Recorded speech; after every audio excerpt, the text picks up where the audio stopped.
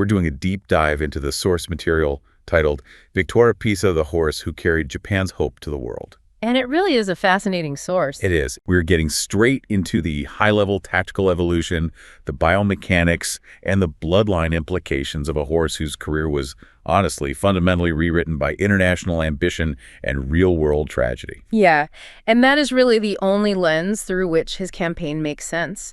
Because if you just look at his past performances, the data alone doesn't tell the full story. It looks kind of all over the place, right? Totally. You see form cycles that look erratic on paper. Yeah. I mean, a dominating classic win, followed by a Derby loss, a seemingly disastrous European campaign, and then a sudden radical shift in running style. Which is wild for a horse of his caliber. Right, but when you map those performances against the physical demands his trainers placed on him and, the barrier-breaking DNA he possessed, a very deliberate tactical masterpiece emerges. Well, let's pull the thread on that DNA right away because the expectations for this horse were just completely front-loaded. Oh, absolutely. I mean, he was born in 2007, a son of Neo Universe. And if you're looking at his pedigree, you instantly recognize the immense pressure. Because Neo Universe captured the first 2 legs of the Triple Crown back in 2003. Right. And when your sire is a Sunday Silent Stallion who nearly swept the classics, the breeding sheds aren't exactly looking for a late bloomer. No, they expect immediate, overwhelming dominance. But his debut was anything but a coronation. Yeah, it was a pretty brutal introduction to the reality of the track, honestly. He suffered a narrow defeat in his debut, and the horse who beat him was Rose Kingdom. Ah, Rose Kingdom. Right, and that specific matchup is crucial. Because Rose Kingdom, coming from the King Kamehameha line, had this incredibly professional, measured turn of foot. He wasn't just a flash in the pan. Exactly. It wasn't just a random loss for Victoire Pisa. It established this persistent, career-long rivalry that basically forced his connections to constantly reevaluate his tactical setup. Because he couldn't just rely on raw, unrefined speed if he was going to beat horses bred for that kind of tactical consistency. Precisely. And you see that refinement happen almost immediately, right? I mean, he rebounds, he wins his maiden, and then he takes the Radio Nikki high knees, high stakes. Yeah, securing his first graded victory as a 2-year-old. Which proves he has the engine. He's a top-tier contender. He even wins the Yayoi Show entering the classic season. But the real tactical revelation, the moment where his track sense catches up to his genetics, is the Satsuki Sho. Oh, the Satsuki Sho is a masterclass. It really is. He enters the first leg of the Triple Crown as the favorite, and he doesn't just overpower the field. He executes a ride that completely overrides a horse's natural herd instincts. The mechanics of that win are just staggering when you break down the tape. Walk us through it. So he's tucked away near the back of a really congested pack. And in a standard G1 scenario, a closer is going to swing 4 or 5 wide coming off the final turn, right? Yeah, to find clean air and unleash their sprint. Exactly. But doing that costs crucial ground. Instead, he stays pinned to the inside rail.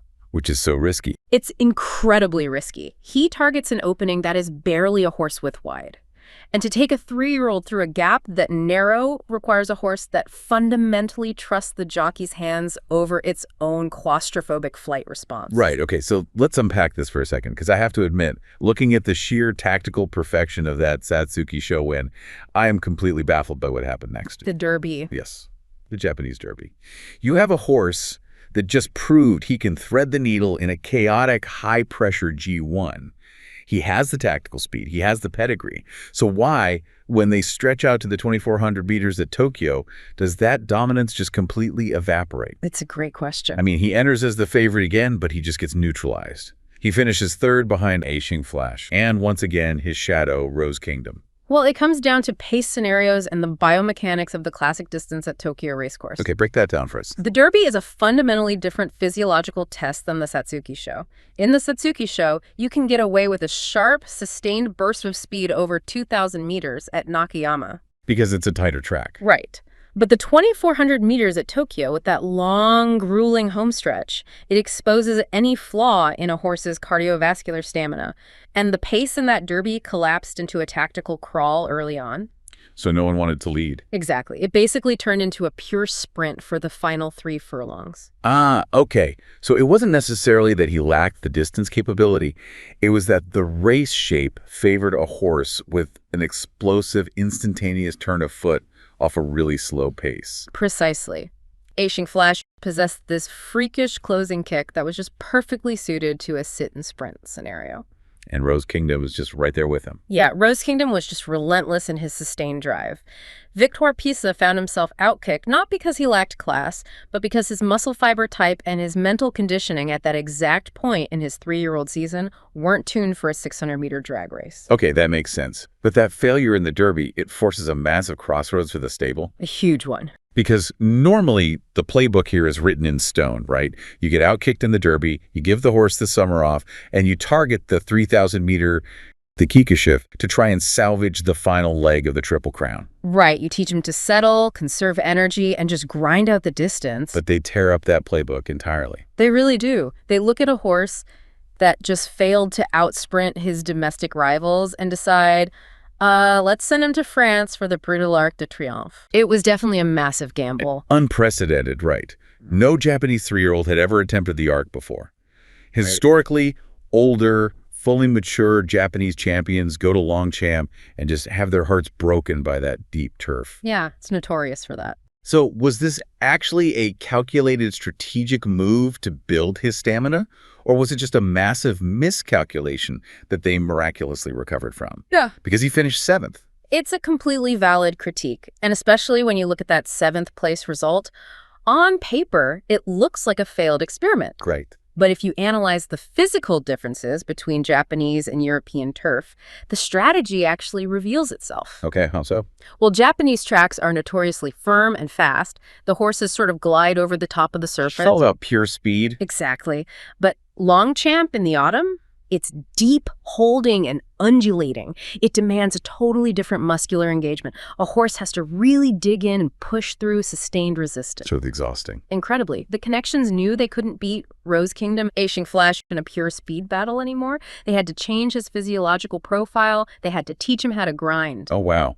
So the arc wasn't necessarily about going there to win. It was like a grueling, high-altitude training camp to completely rebuild his cardiovascular engine and his mental toughness. That's exactly how you have to look at it.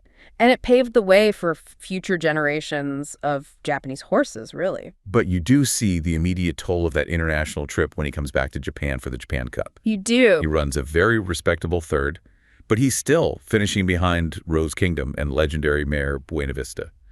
So if you're looking at his speed figures in the autumn of his 3-year-old campaign, you're probably wondering if the European trip just emptied his tank completely. Yeah, the fatigue was certainly there in the Japan Cup, but the muscular and psychological adaptations from France were quietly setting in. Which brings us to the ultimate proof of concept. The Arima Kinen. The Arima Kinen. The year-end Grand Prix at Nakayama. Right. It's tight, it's highly tactical, and it features the absolute elite of the older horse division. And this is where we see a totally different Victoire Pisa. I mean, the transformation is staggering. It really is night and day. He completely abandons the sit-and-wait running style that won him the Satsuki Sho. He doesn't settle at the back. He doesn't look for a narrow rail opening. No, he pushes the pace early. He essentially takes the race by the scruff of the neck, hitting the front as they enter the short Nakayama stretch, just daring the rest of the field to run him down. Because he finally had the physical tools to do it. The deep turf of Longchamp taught him how to sustain a grueling pace without hitting that lactic acid wall that stops speed-oriented horses. So by moving early, he neutralized the late closing speed of the pure sprinters. Exactly. He turned the race into a stamina test. And the horse who challenges him in the final strides is Buena Vista, arguably one of the greatest closing mares in Japanese history. And they are completely matched stride for stride coming to the wire. Yeah. Buena Vista is launching this devastatingly powerful late attack. Yeah. You know, the kind of move that usually swallows front runners whole. Oh, yeah. She was terrifying late in a race. But Victoire Pisa refuses to yield. He holds her off by a nose to win the Grand Prix at just 3 years old. It's incredible. You cannot convince me he finds that extra ounce of absolute grit to hold off that mare if he hadn't just spent the autumn dragging himself through the mud in Paris. I completely agree with you. The mental toughness required to put a target on your own back, set the fractions, and absorb that kind of late pressure, it speaks to a horse that has fundamentally evolved. He proved he possessed total tactical versatility. Right. He could close off a slow pace, he could thread the needle on the rail, and now he could dictate the race from the front and outgrind older champions. And that tactical versatility is the exact weapon he needed for what comes next. because we are moving into early 2011, and the target is the Dubai World Cup. The richest race in the world. Exactly. At this point, the mission is straightforward, albeit historic, right? Secure Japan's first ever victory in this massive event. He's invited alongside Buena Vista and the elite dirt horse Transcend. But the context of this race shifts literally overnight. March 11, 2011. Yes, the Great East Japan earthquake strikes. And the sheer scale of the devastation leaves the entire nation paralyzed by grief and just unimaginable loss. The infrastructure shattered, the death toll is climbing rapidly. And suddenly, sending a contingent of racehorses to the Middle East feels incredibly dissonant. The contrast is difficult to even process. You have this event at Meydan, a track defined by global opulence, set against the backdrop of a nation reeling from one of the greatest natural disasters in modern history. Right. And the race is scheduled for March 26th. That is just 15 days after the earthquake. So the Japanese team in Dubai is suddenly carrying an emotional weight that is almost impossible to quantify. They aren't just representing a breeding operation or a racing jurisdiction anymore. No, they are carrying a desperate need to broadcast a signal of resilience back home. And tactically, you also have to factor in the surface conditions at Meydan that year. Oh, right. Because in 2011, the Dubai World Cup was run on tapeta. Exactly. A synthetic surface. It behaves very differently than dirt or turf. It tends to favor horses that can sustain a long, wide, momentum-building drive, rather than horses that try to accelerate instantly from the back. It's a surface that punishes you if you lose your galloping rhythm. Right, which perfectly sets up the tactical masterpiece of the race itself. Transcend, being a natural frontrunner, breaks sharply and takes the early lead, doing the incredibly hard work of dictating the pace. and absorbing the pressure from the international field. And Victoire Pisa, he is stalking that front group, but he is completely avoiding the rail. Which is the exact opposite of his Satsuki Sho strategy. Completely different. He stays wide, keeping his face clear of the synthetic kickback. His jockey, Mirko De Muro, knows that on tapeta, you cannot let a horse get bogged down. You have to keep him rolling. Yeah. So he initiates this massive, sweeping move around the final turn, building momentum smoothly rather than asking for a sudden sprint. And he surges to the lead as they enter the stretch. The way he finishes that race, I mean, challengers are looming on the outside. They're trying to close the gap, but he just drops his head and grinds. He just would not be denied. He refuses to let them pass. He crosses the wire first, and holding on brilliantly for second place is Transcend. An unprecedented 1-2 finish for Japan in the richest race on the globe. Just 15 days after the earthquake. Yeah. And the raw data of the race, the fractions, the speed figures, none of it captures what actually happened on that track. Not at all. It was a defiant, screaming message to the world, and more importantly, back to Japan. It was a statement that despite profound suffering, they were still standing. Victoire Pisa and Transcend delivered a moment of fierce, undeniable pride when the country was just desperate for light. I think about the psychology of the jockey in that moment. Mirko De Muro wearing the black armband, the absolute silence of the crowds watching the broadcast in evacuation centers back in Japan, and the sheer explosion of emotion when they hit the wire. It's hard not to get chills thinking about it. It really is. That night in Dubai was the absolute pinnacle of his physical and emotional capability. But, the reality of pushing a horse to that absolute physical limit is that the twilight of their career comes quickly. It does. The physical toll of the Longchamp campaign, the Arima Kinen battle, and the Dubai peak eventually cashed its check. Because they had massive plans after Dubai, didn't they? Huge plans. They wanted to take him to the Queen Elizabeth II Cup in Hong Kong, but a hind leg injury forced a withdrawal. Such a shame. And then they tried to prep him for a second, fully matured attempt at the Arc, to truly capitalize on the stamina he had built. But a second injury derailed that campaign entirely. Yeah, and when you look at his return to the track in Japan later that year, the data shows a pretty steep decline. The explosive versatility that allowed him to win from anywhere on the track had been blunted. He just wasn't the same horse physically. He runs 13th in the Japan Cup, visibly lacking that late kick.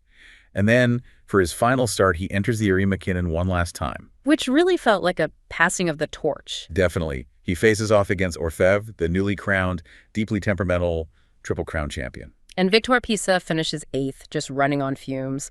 And shortly after, his retirement to stud is officially announced. Right. He retires to the prestigious Shidai Stallion Station.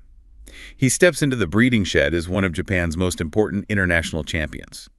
He's tasked with passing on that specific blend of Sunday silence, tactical speed, and the grueling stamina he forged in Europe. A very unique profile.